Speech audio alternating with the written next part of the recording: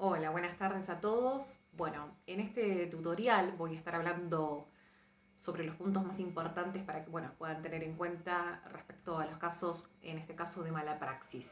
Para poder básicamente, en primer punto, mencionar lo que me parece atinente es respecto al tema de la prescripción. ¿Sí? En mala praxis no vamos a centrar en lo que es referente a mala praxis médicas, pero para que básicamente tengan en cuenta que conforme, en este caso lo que prevé el artículo 2561 del nuevo Código Civil y Comercial, la prescripción en este caso opera en el término de 3 años, a diferencia de lo que estipulaba el Código de Vélez en el artículo 4023, que era de 10 años.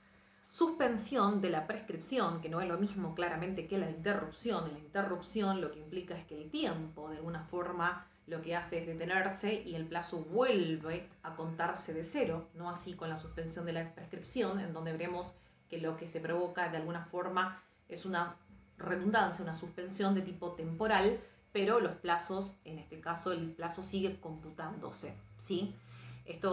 Repasemos los institutos específicamente y diferenciar bien los efectos de lo que es la suspensión y con respecto a la interrupción, que son dos cosas totalmente distintas. La suspensión de la prescripción, en este caso, no solo en el tema de mala praxis, se va a suspender la prescripción para en el hipotético caso en el cual se haya efectuado, ¿sí?, una interpelación fehaciente al deudor, lo cual esto lo estipula el artículo 2541 del Código Civil. La interpelación fehaciente donde constituimos en mora produce una suspensión por el término de 6 meses. Lo mismo ocurre con el pedido de mediación. Vamos a ver que también va a suspender la misma durante hasta un plazo de 20 días desde que se cierre por incomparecencia de las partes o por no haberse llegado a un acuerdo. La interrupción, que la tenemos prevista en el 2546 del nuevo código, vamos a ver que la interrupción de la misma va a ser por petición, en este caso judicial, y no siempre circunscripta a la demanda judicial.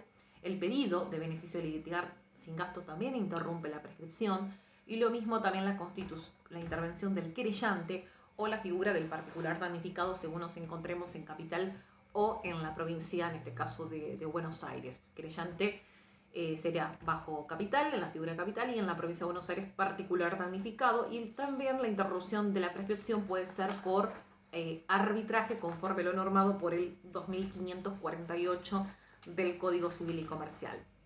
Bueno, con respecto a lo que quiero que también podamos tener en cuenta es lo siguiente. Para poder de alguna forma asegurar la prueba fundamental, aquí, que va a ser en este caso el historial clínico, tengamos en cuenta la prueba anticipada como medida asegurativa claramente de la prueba que en este caso nosotros queremos resguardar, ¿sí?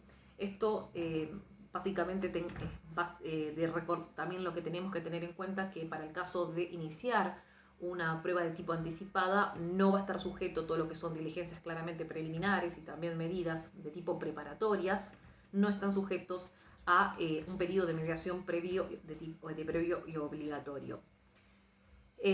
Con respecto a lo que referente a los eximentes de la responsabilidad, repasemos que los eximentes de responsabilidad en el cual médico puede ser obviamente también un hospital público o privado, los demandados en cierta forma se van a poder eximir de responsabilidad siempre que puedan romper con el nexo causal. Bueno, son 3 supuestos que prevé el nuevo código: el caso fortuito, la fuerza mayor, donde básicamente vemos que con el nuevo código son sinónimos, tanto el caso fortuito y la fuerza mayor no quedan como de alguna forma como equiparados.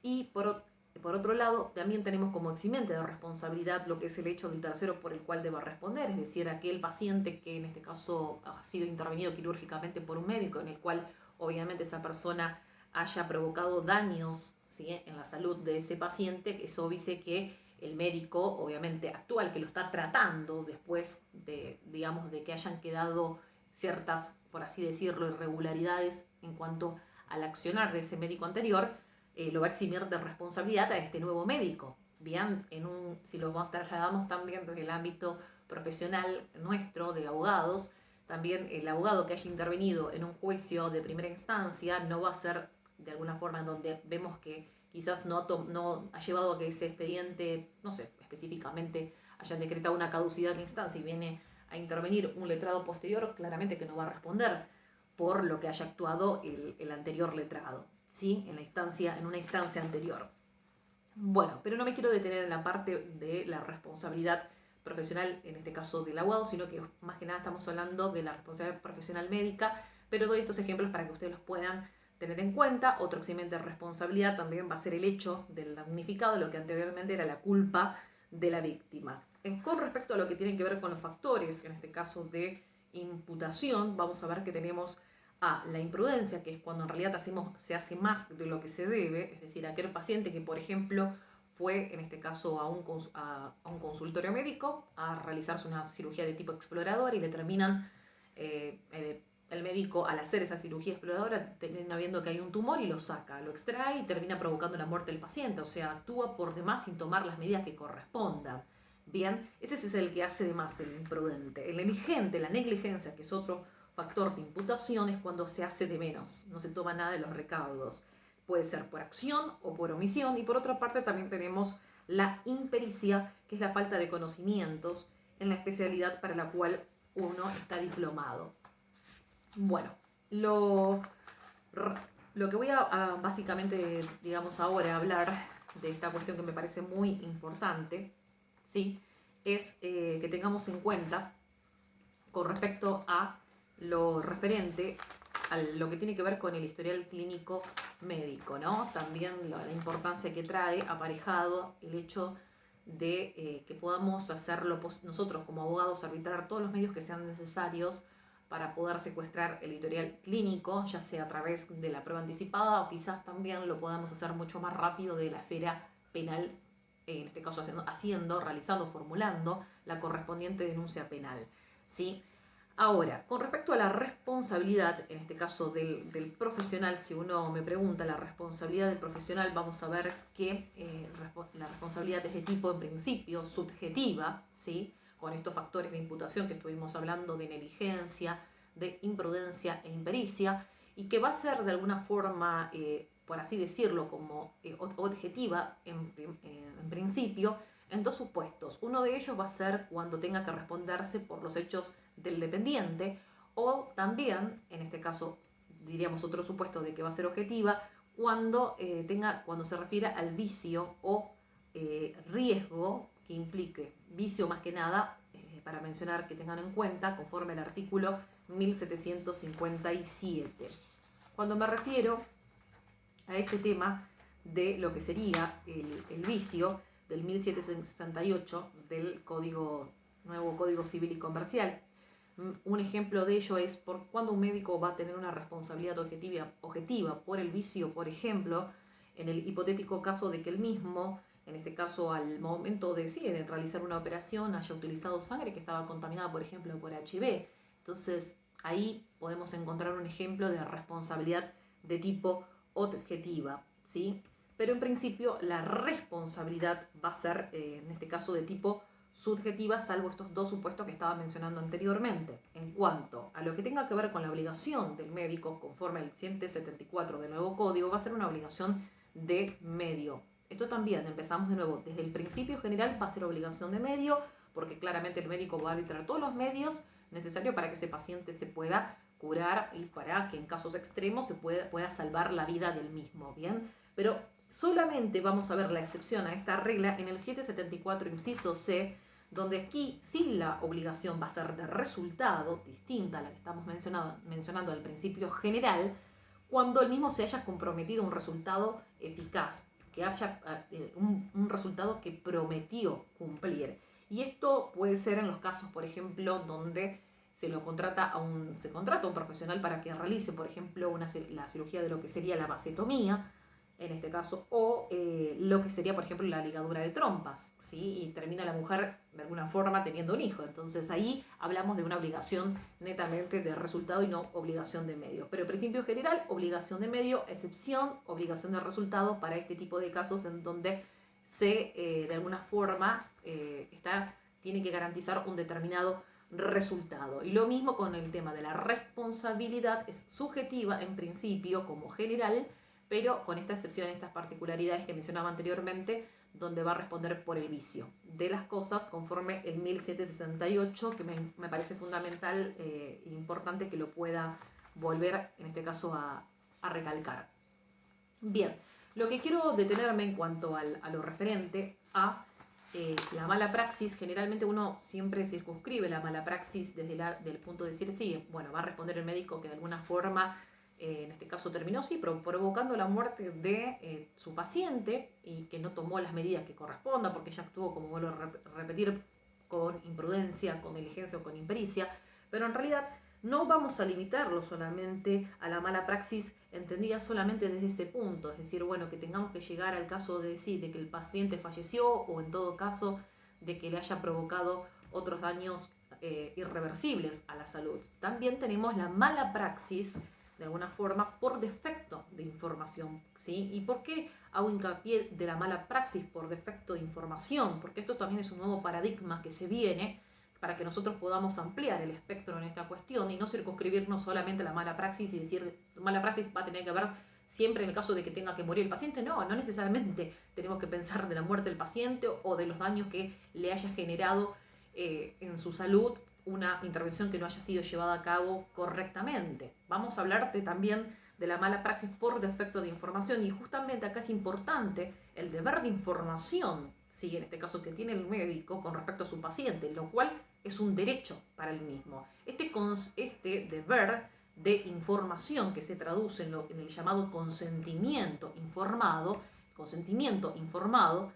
tiene que ser, de alguna manera, tiene que revestir ciertas características, tales como que tiene que ser objetivo, tiene que ser veraz, tiene que ser completo y sobre todo comprensible, de alguna manera, para el cliente, el paciente en este caso, pues estamos tan siempre acostumbrados a hablar de esta relación cliente con el abogado, pero en este caso del paciente me refiero, que tiene que ser un requisito que tiene que ser comprensible para que ustedes lo puedan entender, una información claramente adecuada y de tipo razonable, donde acá yo quiero mencionar que ante la falta de consentimiento informado por parte, en este caso del médico que corresponda, o que el mismo no haya sido de alguna manera, no cumpla con estos requisitos que mencionamos anteriormente, vamos a ver que el médico va a responder por las consecuencias dañosas, aunque no haya habido mal arte, ¿sí? Es decir, mal arte en la práctica médica, la falencia en proveer una información, la información adecuada, aun cuando el paciente hubiera consentido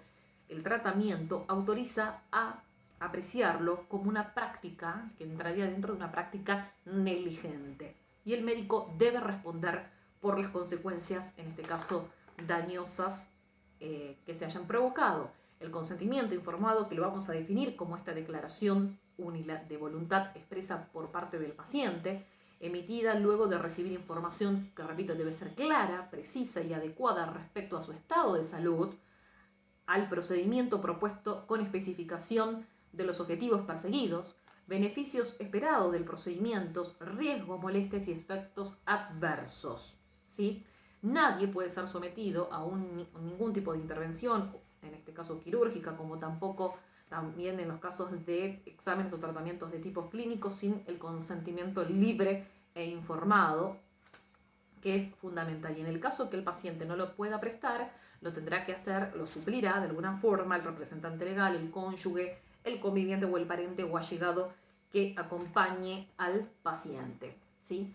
Ahora, con respecto a esta cuestión, quiero decir, en los supuestos, sí está autorizado el médico a poder de alguna forma suplir el consentimiento informado para casos sumamente de altos riesgos. Es claro que en este caso sí va a tener que suplir el consentimiento para casos, repito, de extrema urgencia, en donde no podemos estar esperando el llamado, el consentimiento que lo brinde el familiar y demás, porque es una cuestión de vida o muerte. Bien, eso para que lo puedan tener en cuenta. Y respecto al consentimiento, tiene que ser verbal, tiene que ser escrito. Bueno, lo que nos estipula el artículo 5 de la ley 26.529, que es la ley del derecho del paciente, que ha sido modificada por la ley 26.742, vamos a ver que en el artículo 7 nos dice específicamente que el consentimiento en principio va a ser verbal y que solamente va a ser escrito salvo ciertas excepciones que plantea, como son en los casos de internación, procedimientos diagnósticos y terapéuticos de tipos invasivos, para intervenciones quirúrgicas, para procedimientos, que implican riesgos, y también para el caso de querer revocar el consentimiento va a tener que ser en forma escrita. La obligatoriedad de este consentimiento, de alguna forma consentimiento informado, está normado por el artículo 6 de la ley 26.529, que es la que vuelvo a repetir, la ley de los derechos referente al paciente. ¿Sí? Por otra parte, también quiero que ustedes anoten, para que tengan en cuenta, que también tenemos la ley 14.494, que es el sistema de historia clínica electrónica. ¿Sí? Además de tener la historia clínica en soporte papel, está también la obligatoriedad de poder de que esa historia clínica también pueda ser tiene que estar en forma, ¿sí? Hoy por hoy, en lo que sería en soporte de tipo ya electrónico. Bien, bueno, con respecto al tema de lo que tiene que ver con el historial clínico, quiero mencionar que el historial clínico también tiene que reunir ciertos requisitos importantes. Sobre todas las cosas, es que el profesional tiene que aportar todos los datos que sean datos bien precisos, características de completitud y también exactitud.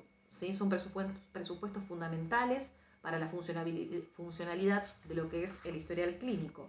¿Qué pasa si la historia clínica de alguna forma ante la ausencia de historia clínica, como también nos podemos encontrar en aquellos casos en los que de alguna manera haya, como vuelvo a repetir, ausencias, deficiencias, inexactitudes en la historia clínica, vamos a ver que eso va a constituir una presunción contra el médico tratante o clínica que debe custodiar ese historial clínico. Es una presunción que nosotros vamos a tener que de alguna forma acompañar esa presunción más otras pruebas más para poder acreditar todo lo que tenga que ver con los presupuestos de responsabilidad civil. ¿Sí? Es una presunción de responsabilidad o indicio que, sumado, como bien repito, a otros, puede importar una prueba completa. ¿Sí? Pero no nos quedemos con que el hecho de que la historia clínica haya ausencia y no las hayan suministrado o tenga estas irregularidades, tenemos un juicio claramente ganado. No, necesitamos obviamente también de otras pruebas que respalden y que puedan probar